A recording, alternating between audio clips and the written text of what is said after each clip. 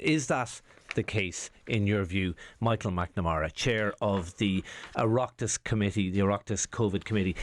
Are we feeding fear at the moment? Well, I mean, firstly, I'm speaking in a personal capacity as one of many members who've heard a lot of evidence. Look, people, COVID is real. And people have died from it, and more people Absolutely, will die from it. But, on the other hand, COVID is one of many viruses that are out there, one of many viruses that unfortunately people will die from, and we need to get on with our lives to the greatest extent possible and to do so safely. At the moment that the narrative is very much around restrictions, but the reason that we initially had a lockdown is there's a general acceptance that our hospital capacity is very low.